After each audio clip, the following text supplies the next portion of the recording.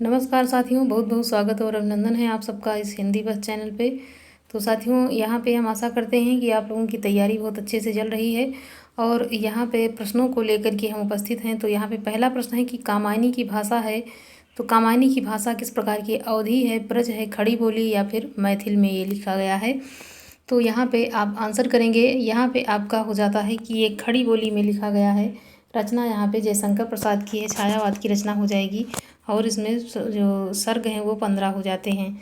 अगला है कि कामायनी को छायावाद का उपनिषद किस विद्वान ने कहा है। तो आपका आंसर यहाँ पे होना चाहिए आचार्य शुक्ल, आचार्य हजारी प्रसाद द्विवेदी, आचार्य राम यहाँ पे हजारी प्रसाद द्विवेदी या फिर शांति प्रिय द्विवेदी। तो यहाँ पे आपका आंसर जो सही हो जाएगा वो इसमें हो जाता है डी, शांति प्रिय द्विवेदी यहाँ पे हो जाता है।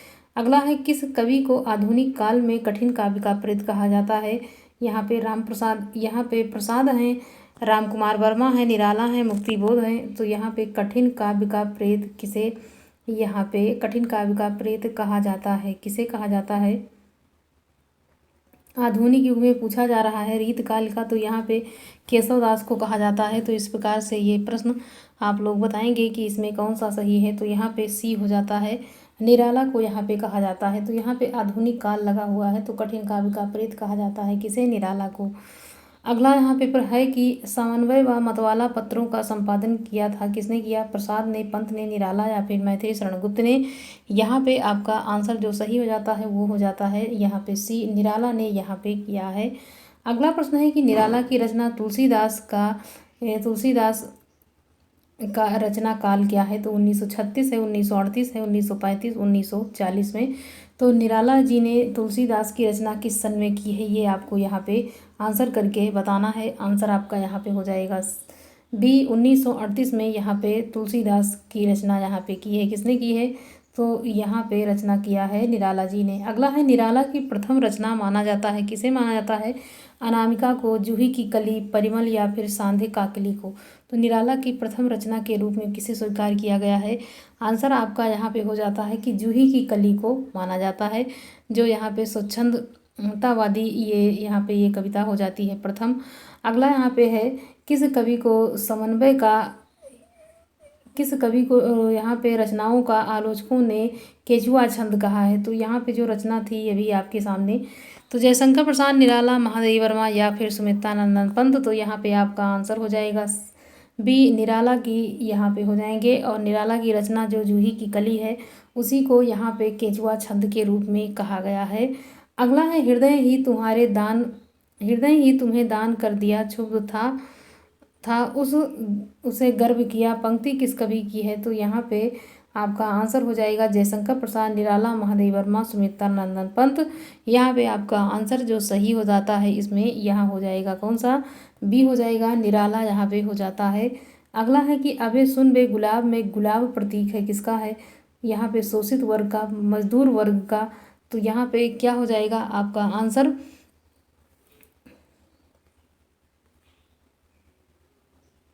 या पूंजीपति वर्ग या इनमें से कोई नहीं। तो आपका आंसर यहाँ पे सी हो जाएगा, पूंजीपति वर्ग का हो जाता है। अगला यहाँ पे है हिंदी का प्रथम और अंतिम शोक गीत है, सरोज स्मृति है, तुलसीदास है, राम की शक्ति पूजा या फिर पंचोटी प्रसंग। तो यहाँ पे आपका आंसर सही हो जाएगा कौन सा? सरोज स्मृति यहाँ पे बिल्कुल सही जवाब हो जाता है। अगला यहाँ पे है कि निराला की दर्शन प्रधान रचना है, सरोज स्मृति है, तुलसीदास है, राम की शक्ति पूजा है या फिर पंचवटी है। तो यहाँ पे आपका आंसर होना चाहिए क्या?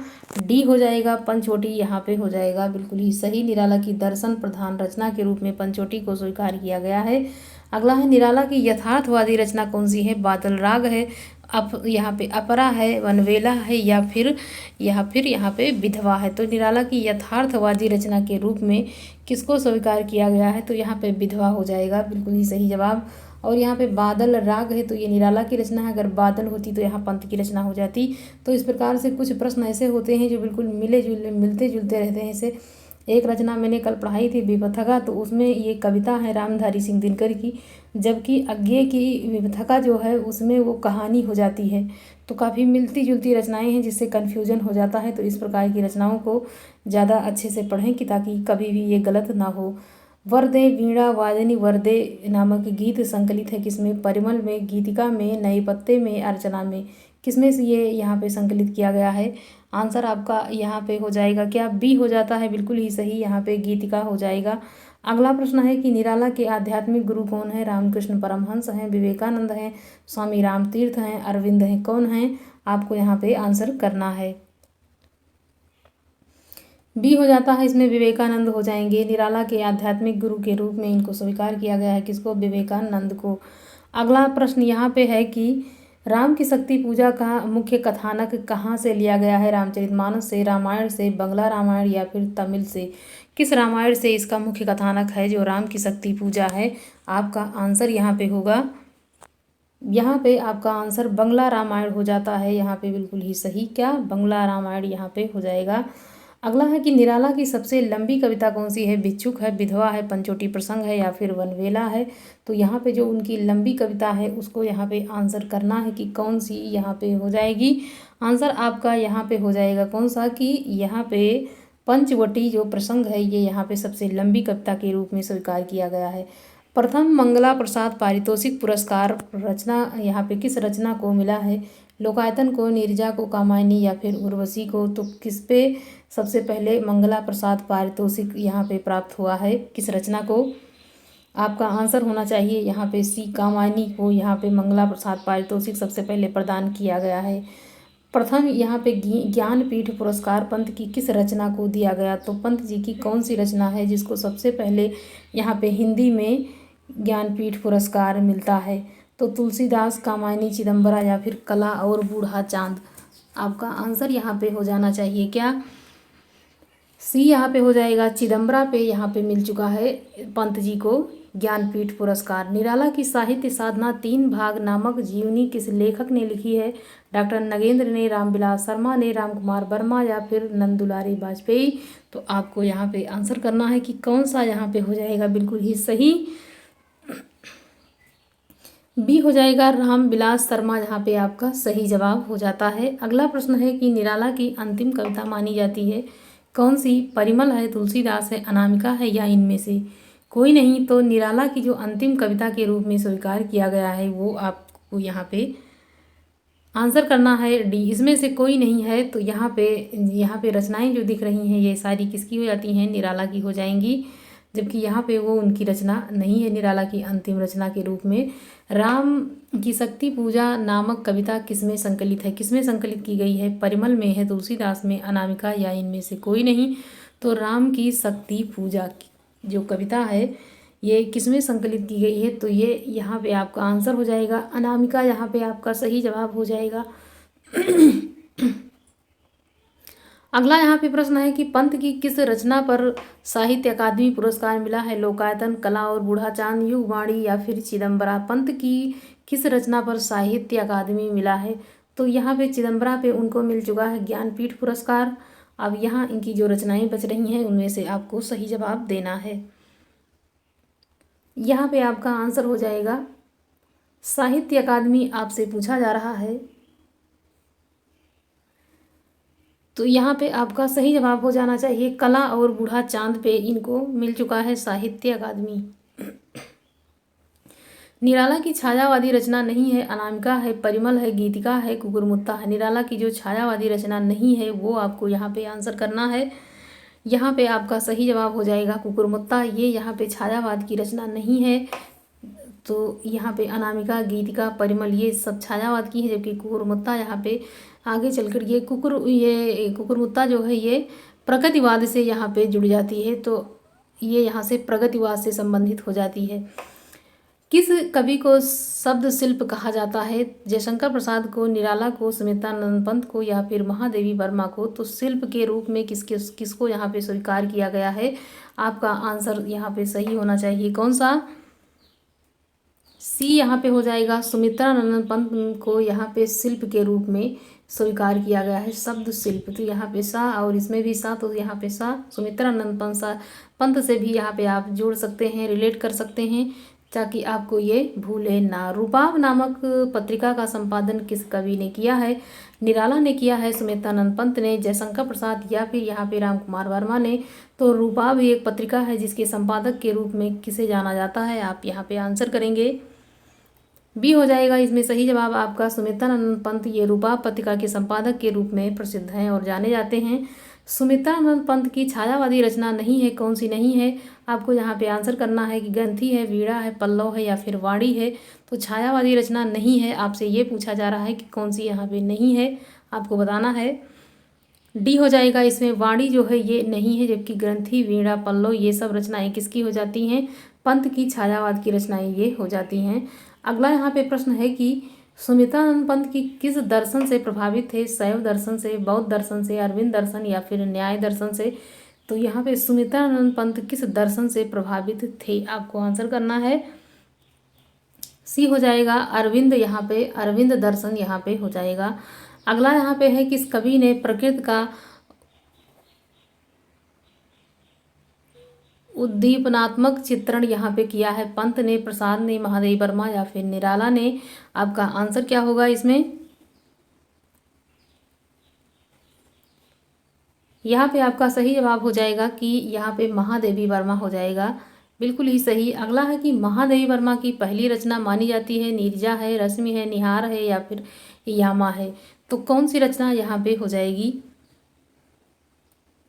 आपका आंसर यहाँ पे हो जाएगा सी, बिल्कुल ही सही।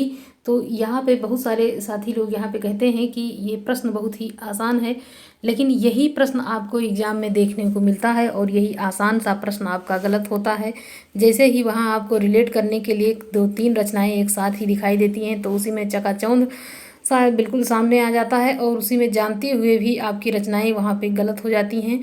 तो ये प्रैक्टिस सेट का मतलब ही है कि उसको कई बार दोहराना, कम से कम जब तक पेपर नहीं हो जाता है कम से कम उसको 50 बार ये हमारी आंखों के सामने से वो रचनाएं गुजर जाती हैं तो कहीं ना कहीं हमारे दिमाग में वो छप जाती हैं कि ये रचना ये इनकी है, ये पहली रचना है, दूसरी रचना है। ये एक ही रचना को कई प्रकार से उसको वहाँ पे पढ़ा जाता है।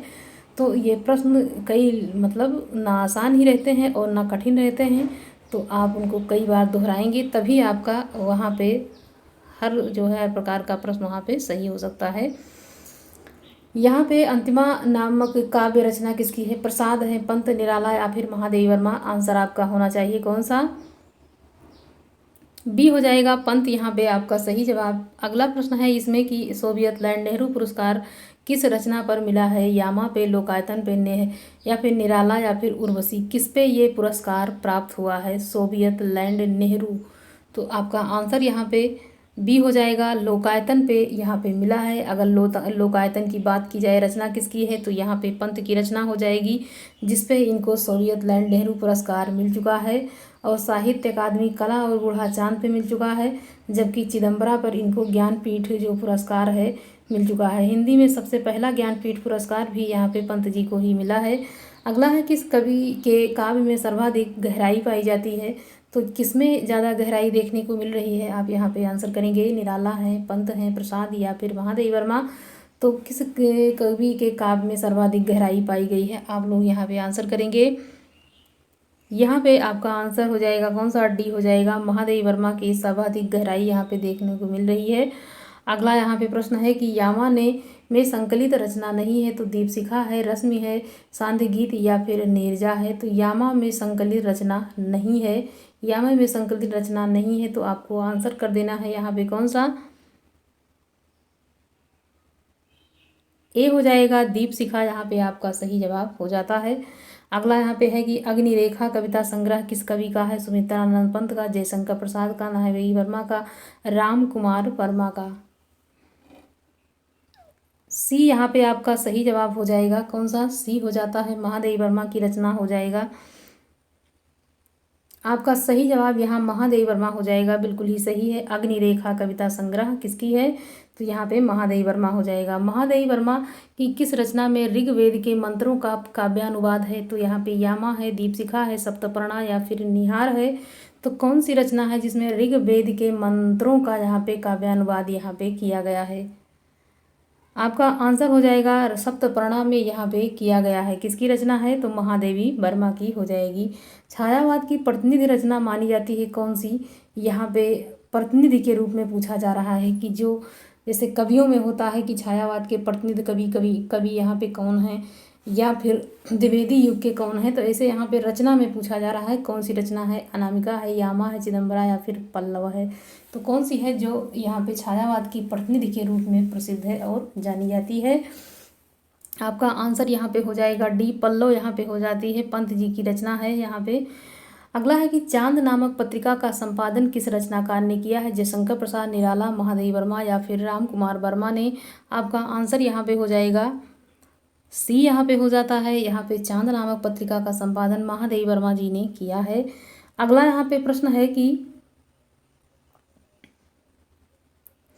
ग्राम्य गीतों का संकलन किस रचना में है? तो युगांत में, ग्रंथि में, कविता कौमुदी या फिर ग्राम्या में।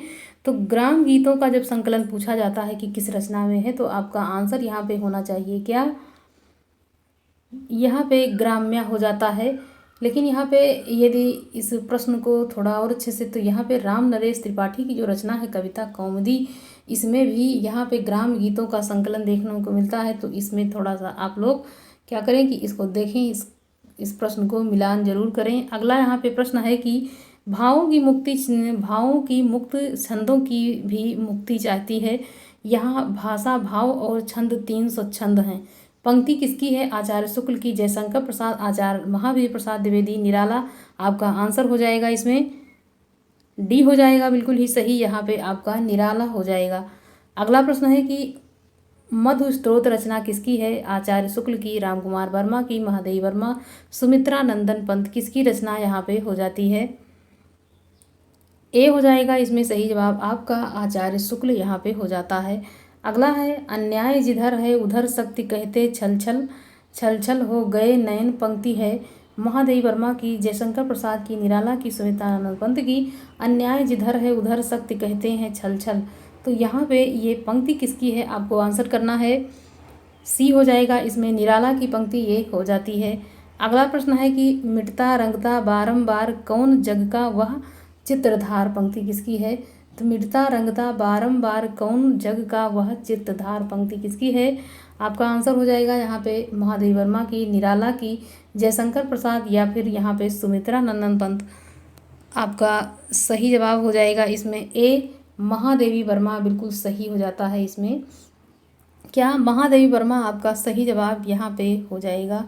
अगला यहाँ पे प्रश्न है कि किस कवि की काव्य यात्रा 3 सोपान प्रगति अध्यात्म में बटा है? तो सूर्यकांत त्रिपाठी, निराला हैं, जयशंकर प्रसाद, सुमित्रा नंदन पंत, महादेवी वर्मा। आपका आंसर हो जाएगा इसमें यहाँ पे सुमित्रा नंदन पंत हो जाएगा, बिल्कुल ही सही जवाब है। अगला प्रश्न है इसमें कि अप्सरा नामक कविता के रचनाकार कौन है? राम कुमार वर्मा है, निराला है, महादेवी वर्मा या फिर गोसाई दत्त।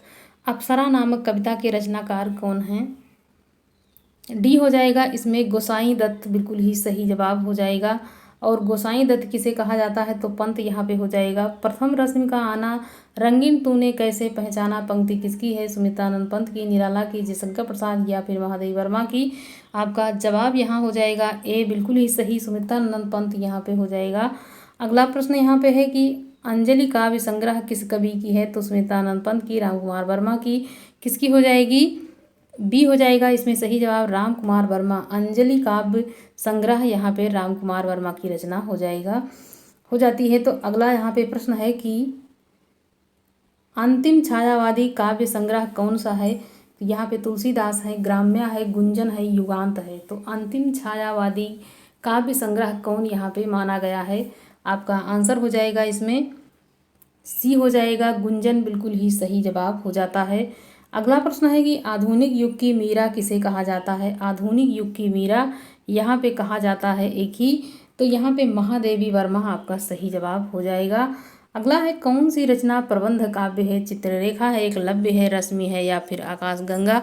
प्रबंध काव्य यहाँ पे पूछा जा रहा है आपसे। बी हो जाएगा इसमें, एकलव्य हो जाता है। क्या हो जाता है? एकलव्य आपका सही जवाब हो जाएगा। अगला है कामायनी एक पुनर्विचार के लेखक हैं, शांति प्रिय द्विवेदी हैं, जयशंकर प्रसाद हैं, मुक्तिबोध या फिर राम स्वरूप चतुर्वेदी। तो कामायनी एक पुनर्विचार के लेखक कौन है? ये यहाँ पे किस प्रकार की रचना है, तो यहाँ पे आलोचना के अंतर्गत ये रचना यहाँ पे आती है। कामायनी एक पुनर्विचार के लेखक, आपको आंसर करना है। सी हो जाता है मुक्तिबोध, यहाँ पे आपका सही जवाब हो जाएगा, बिल्कुल ही सही। अगला यहाँ पे प्रश्न है कि किस रचना को एकार्थ काव्य भी कहा जाता है। रामचरितमानस को, कामायनी को, या फिर रामायण, या फिर उर्वशी को। एकार्थी यहाँ पे काव्य यहाँ पे कहा जाता है। तो आपको बताना है कौन सी वो रचना है जिसको एकार्थ कहा गया है। तो यहाँ पे आपका जवाब हो जाएगा कामायनी, बी आंसर आपका सही हो जाता है। अगला है पाखंड प्रतिषेध किसकी स्फुट कविताओं का संग्रह है। रामकुमार वर्मा का, आचार्य हजारी प्रसाद द्विवेदी, महादेवी वर्मा, आचार्य रामचंद्र शुक्ल। तो यहाँ पे आपका आंसर हो जाएगा डी, आचार्य रामचंद्र शुक्ल यहाँ पे सही जवाब है।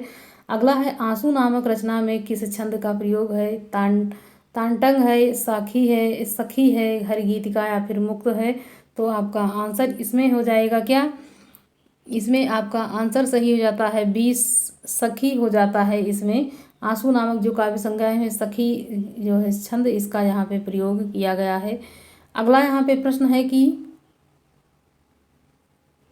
छायावाद युग को सांस्कृतिक नवजागरण का युग किस विद्वान ने कहा है। आचार्य शुक्ल ने कहा है, हजारी प्रसाद द्विवेदी ने कहा है, शांति प्रिय द्विवेदी, या फिर नंद दुलारे वाजपेयी। तो किसने कहा है यहाँ पे छायावाद को सांस्कृतिक नवजागरण का युग। आपका आंसर हो जाएगा इसमें कौन सा, तो आपका आंसर यहाँ पे डी हो जाता है, नंद दुलारे वाजपेयी, बिल्कुल ही सही जवाब हो जाएगा।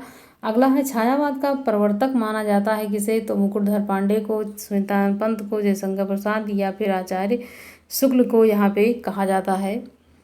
आपका आंसर यहाँ पे हो जाएगा कौन सा, सी हो जाता है, जयशंकर प्रसाद, बिल्कुल ही सही जवाब है।